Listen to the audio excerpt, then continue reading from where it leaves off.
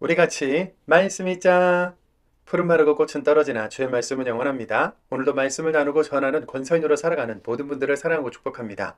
오늘 우리가 함께 나눌 내용은 1. 성령님을 반복하여 설명하시는 이유, 2. 죄, 정의, 심판에 대해서, 3. 세상을 이겼다고 말씀하시다, 4. 앞으로 믿게 될 우리를 위해서도 기도하시다입니다. 먼저 첫 번째, 성령님을 반복하여 설명하시는 이유입니다. 오늘 본문 역시 주님이 넘겨져 붙잡히시던 날 밤에 하신 유언 같은 말씀의 연장선인데요. 요한복음 14장, 15장, 16장에 걸쳐 보혜사 성령님에 대한 이야기가 반복되고 있습니다. 이유가 무엇일까요? 눈에 보이는 예수님이 행하시는 일을 보고도 하나님에 대해 그리고 하나님 나라에 대해 제대로 인식하지 못하고 있던 제자들에게 이제 눈에 보이지 않는 성령님이 오셔서 일하셔야 하는 현실입니다. 반복할 수밖에 없는 상황인 거죠. 아무리 가르쳐도 아직은 안개 속 같은 제자들을 향한 예수님의 속마음은 이럴 겁니다. 제자들, 지금은 이해가 안 가겠지만 나중에 일어나는 일들을 보고 아, 예수님이 이래서 성령님 이야기를 계속 하셨구나 하고 알아차리게 될 겁니다. 두 번째, 죄, 정의, 심판에 대해서입니다. 오늘 본문에서 가장 중요한 부분은 이 죄, 정의, 심판에 대한 내용입니다. 예수님은 떠나가시고 세상은 자기들을 미워하게 될 것이라는 말에 제자들은 지금 괴롭습니다. 강력한 나라를 세우고 높은 자리를 얻게 될 거라는 꿈이 틀어지는 것 같은 분위기에 예수님께 어디로 가실 건지 목적지만 물을 뿐 가시겠다는 그곳이 정확하게 어디이며 그것이 무엇을 의미하는지 터놓고 묻는 사람이 없습니다. 제자들은 리더이신 예수님이 이 땅에 계시는 것이 자신들에게 더 든든하고 유익하다고 생각했겠지만 예수님은 성령님이 오시는 것이 제자들에게 더 유익하다고 하시면서 성령이 오시면 세상의 잘못을 들추어낸다고 하셨는데요. 이 들추어낸다는 것은 세상도 인지하지 못하고 있던 잘못을 성령께서 제자들을 통해 드러나게 하실 거라는 뜻입니다. 요한복음 16장 8절입니다. 그분이 오시면 죄에 대해, 정의에 대해, 심판에 대해서 세상의 잘못을 들추어내실 겁니다. 아멘. 먼저 죄는 예수님이 하나님의 아들로 세상에 오셨으나 여러 가지 증거를 보고 들어도 믿지 않고 거부한 채 십자가에 못 박은 것 자체를 말하는 것이고, 다음으로 정의는 하나님의 의로 오신 예수님을 십자가에 못 박았기 때문에 세상이 정의를 없애버린 것이다. 성령님이 오셔서 정의가 없는 이 세상을 책망할 것이라는 건데요. 그렇다면 세상이 정의를 회복하는 길은 예수님 앞으로 나아오는 것밖에는 없는 것이죠. 마지막으로 심판인데요. 사단과 그에 속한 무리들이 예수님을 십자가에 못 박아 죽게 했으니 승리했다고 생각하겠지만 결코 그렇지 않다는 겁니다. 그 십자가는 패배가 아니라 하나님의 구원 방법이다. 성령님이 오시면 제자 그대들과 함께 하시는 사역을 통해 교회가 세워지고 마술사들이 마술책을 태우고 유대인과 이방인들이 주님께 돌아오는 일들이 일어날 것이다. 수많은 작은 예수들이 나와 똑같은 사역을 해나감으로써 세상을 변화시킬 텐데 이것이 정의를 없애고 거짓 승리감에 도취된 세상을 향한 심판이다. 결론적으로 예수라는 중심에서 벗어나는 것 자체가 곧 죄요, 불의요, 심판이다 라는 것이죠. 제자들 잘 이해가 안 되겠지만 괜찮다. 나중에 다 이해할 수 있으니 지금은 그냥 들어두라. 성령님이 오시면 십자가를 기준으로 죄, 정의, 심판에 대한 이해가 명확해질 것이다. 제자인 그대들은 지혜의 영인 성령의 도움을 받아 증인으로 살아가려는 예수님의 속마음 우리 함께 읽어내는 중입니다. 세 번째, 세상을 이겼다고 말씀하시다입니다. 이제 제자들은 해산을 앞둔 여인이 출산을 준비하는 것처럼 성령의 시대를 준비해야 합니다.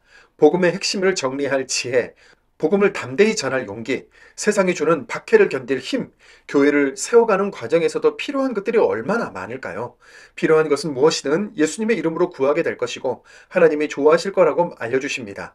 구하면 하나님이 채우실 거라는 약속이겠죠.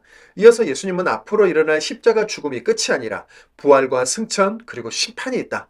사단의 권세를 영원히 이기는 완전한 승리가 될 것이다. 아니, 이미 승리했다. 그러니 세상에서 어려움을 겪더라도 평화를 누리고 힘을 내라고 선포하십니다. 요한복음 16장 33절입니다. 이런 것들을 내가 그대들에게 미리 말해둔 것은 그대들이 내 안에서 평화를 누리게 하려는 겁니다. 세상에서는 그대들이 큰 어려움을 겪습니다. 그러나 힘내세요. 바로 내가 세상을 이겼습니다. 아멘. 네 번째, 앞으로 믿게 될 우리를 위해서도 기도하시다입니다. 예수님 당시의 대제사장은 1년에 한 번 대속죄 이래 이스라엘 전체의 죄에 대해 용서를 구하는 기도와 축복을 구하는 기도를 했는데요. 요한복음 17장에서 예수님이 하신 기도를 신학적으로 대제사장적인 기도라고 합니다. 특히 남겨질 제자들을 지켜주시고 보호해달라는 기도를 간절히 하시죠. 요한복음 17장 11절입니다. 내가 더는 세상에 있지 않습니다. 그런데 그들은 세상에 있습니다. 나 자신마저 하나님께로 갑니다. 거룩하신 아버지, 아버지 하나님이 나에게 주신 하나님 이름의 능력으로 그들을 지켜주십시오. 그리하여 우리가 그런 것처럼 그들이 하나가 되게 해 주십시오. 아멘. 그런데 우리 예수님, 남겨진 제자들만을 위해 기도하신 것이 아니라 제자들이 전하는 복음을 듣고 예수를 믿게 될 미래의 그리스도인들, 바로 지금의 나와 우리들을 위해서도 기도하시는데요. 참 감격스럽습니다. 그렇다면 우리가 전하는 복음을 듣고 믿음을 가지게 될 사람들을 위한 기도이기도 한 거 아니겠습니까? 우리가 복음 전도자, 권서인으로 살아가야 할 이유인 것이죠. 요한복음 17장 20절입니다. 내가 이들을 위해서만 간청하는 것이 아닙니다. 이들이 전한 말씀을 통해 나를 믿게 될 사람들도 위한 것입니다. 23절입니다. 내가 그들 안에 있고 하나님이 내 안에 계십니다. 그들이 완전히 하나가 되어야 합니다. 그래서 하나님이 몸소 나를 보내셨다는 것과 나를 사랑하신 것처럼 그들도 사랑하셨다는 것을 세상이 알아야 합니다. 아멘. 요한복음 3장 16절 하나님이 세상을 이처럼 사랑하사 독생자를 주셨으니 라고 하셨던 말씀과 내용적으로 맞닿는 구절인데요. 우리 모두 하나님께 사랑을 받은 자라는 사실을 기억하며 힘있게 살아냅시다. 요한복음 16장입니다. 요한복음 16장 이런 것들은 내가 그대들에게 미리 말해둔 것은 그대들이 걸려 넘어지지 않게 하려는 겁니다. 사람들이 그대들을 해당에서 쫓아낼 겁니다. 그대들 죽인 사람마다 하나님을 섬긴다며 재물을 가져다 바친 것으로 생각할 때가 옵니다.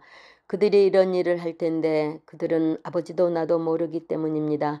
그러나 이런 것들은 내가 그대들에게 미리 말해 두었어요. 그들의 때가 왔을 때 그런 것들에 대해 내가 직접 그대들에게 말해 주었다는 것을 그대들이 기억하도록요. 그런데 이런 것들은 처음부터 그대들에게 말하지 않았어요.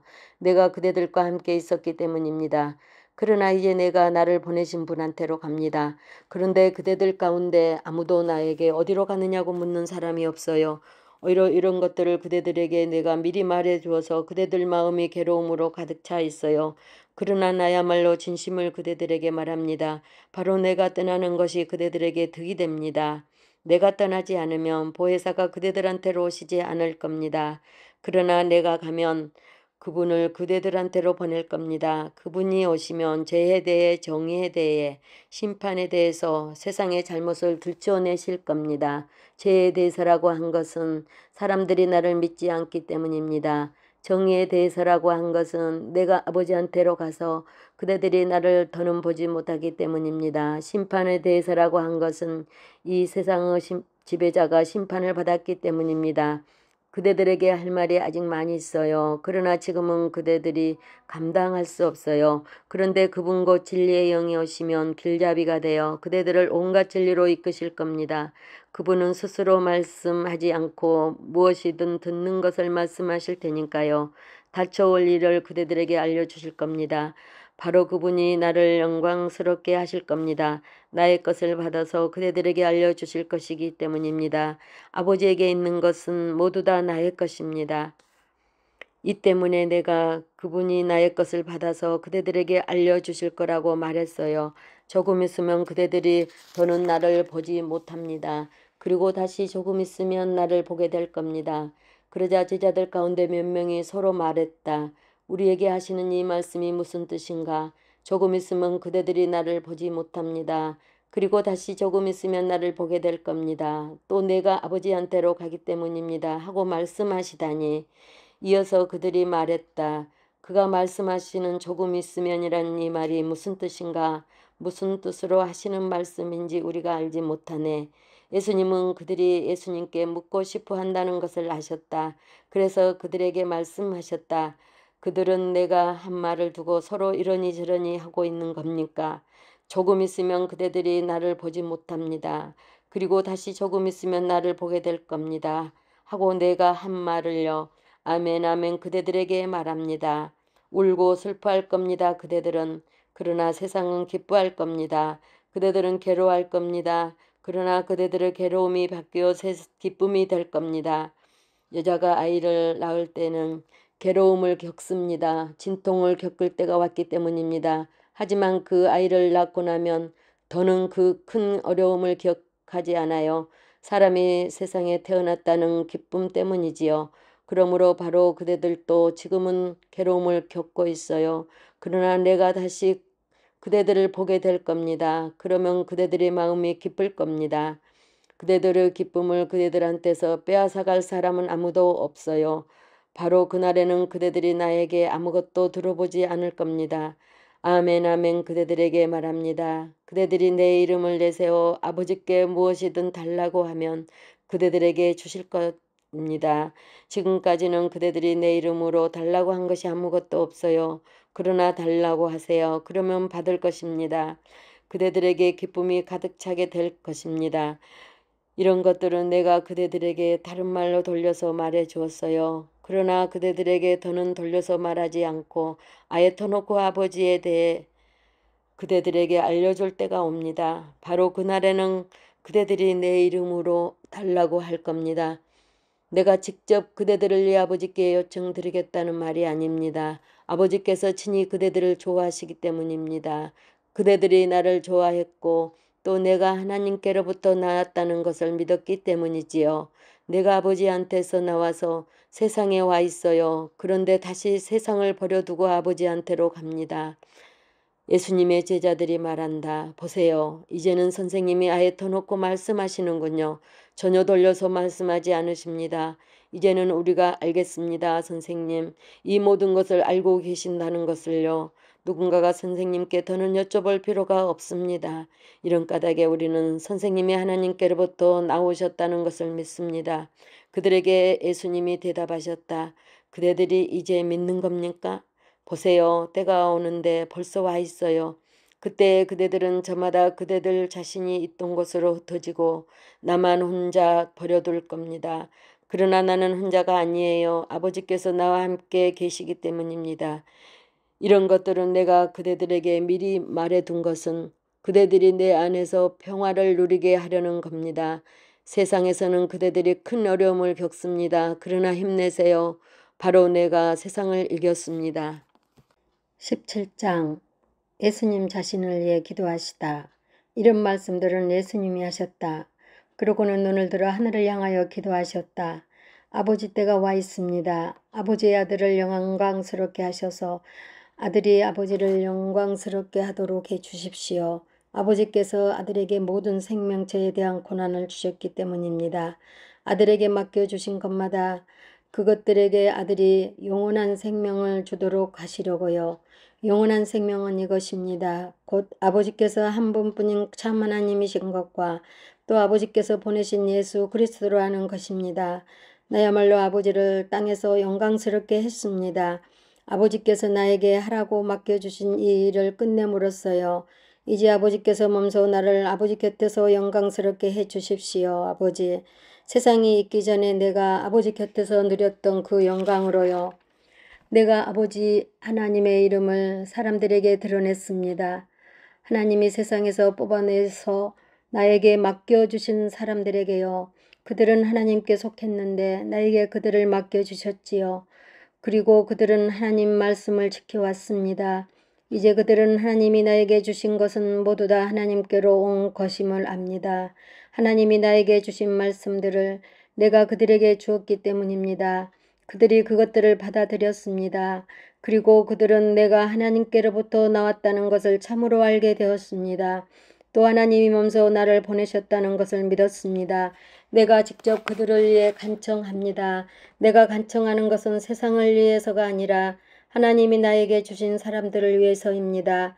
그들이 바로 하나님께 속해 있기 때문입니다. 나의 것은 모두 하나님의 것이고 하나님의 것은 나의 것입니다. 나는 그들 사이에서 이미 영광스럽게 되었습니다. 내가 더는 세상에 있지 않습니다. 그런데 그들은 세상에 있습니다. 나 자신마저 하나님께로 갑니다. 거룩하신 아버지, 아버지 하나님이 나에게 주신 하나님 이름을 능력으로 그들을 지켜주십시오. 그리하여 우리가 그런 것처럼 그들이 하나가 되게 해 주십시오. 내가 그들과 함께 있을 때는 내가 직접 그들을 하나님이 나에게 주신 하나님 이름의 능력으로 지켜주었습니다. 또 보호해 주었습니다. 잃어버릴 자식 말고는 그들 가운데 아무도 잃어버리지 않았습니다. 성경 말씀이 이루어지게 하려는 것이었습니다. 이제 나는 하나님께로 갑니다. 이런 것들을 내가 세상에 있는 동안에 말씀드리는 것은 나의 기쁨이 그들 안에 가득 차 있게 하려는 것입니다. 나는 그들에게 하나님의 말씀을 주었습니다. 그러나 세상은 그들을 미워했습니다. 그들이 세상에 속해 있지 않기 때문입니다. 나 자신이 세상에 속해 있지 않는 것과 마찬가지로 말입니다. 내가 하나님께 간청하는 것은 그들을 세상에서 빼내시려는 것이 아니라 그들을 악한 자에게서 지켜주시라는 것입니다. 그들은 세상에 속해 있지 않습니다. 나 자신이 세상에 속해 있지 않는 것과 마찬가지로요. 그들을 진리로 거룩하게 해주십시오. 하나님의 말씀이 진리입니다. 하나님이 나를 세상에 보내신 것처럼 나 자신도 그들을 세상에 보냈습니다. 그들을 위해 내가 나 자신을 거룩하게 합니다. 그들 자신도 진리 안에서 거룩하게 되도록 하려는 것입니다. 내가 이들을 위해서만 간청하는 것은 아닙니다. 이들이 전한 말씀을 통해 나를 믿게 될 사람들도 위한 것입니다. 그들이 모두 하나가 되게 해 주십시오, 아버지. 아버지 하나님이 내 안에 내가 하나님 안에 있는 것처럼 말입니다. 그들도 역시 우리 안에 있게 해 주십시오. 그래서 하나님이 몸소 나를 보내셨다는 것을 세상이 믿게 해 주십시오. 하나님이 나에게 주신 영광을 나도 역시 그들에게 주었습니다. 우리 자신들이 하나인 것처럼 그들이 하나가 되게 하려는 것이었습니다. 내가 그들 안에 있고 하나님이 내 안에 계십니다. 그들이 완전히 하나가 되어야 합니다. 그래서 하나님이 몸소 나를 보내셨다는 것과 나를 사랑하신 것처럼 그들도 사랑하셨다는 것을 세상이 알아야 합니다. 아버지 하나님이 나에게 주신 사람들을 두고 내가 바랍니다. 나 자신이 있는 곳에 저들도 나와 함께 있게 해 주십시오. 그래서 저들이 나의 영광을 지켜보게 해 주십시오. 세상의 기초가 놓이기 전에 하나님이 나를 사랑하셔서 나에게 주신 그 영광을 말입니다. 그런데 의로우신 아버지, 세상이 아버지 하나님을 알지 못합니다. 그런데 나는 하나님을 알았습니다. 이 사람들도 하나님이 몸소 나를 보내셨다는 것을 알았습니다. 내가 그들에게 하나님의 이름을 알렸습니다. 또 알릴 겁니다. 그래서 하나님이 나를 사랑하신 그 사랑이 그들 안에 있고 나도 역시 그들 안에 있도록 할 겁니다. 아멘.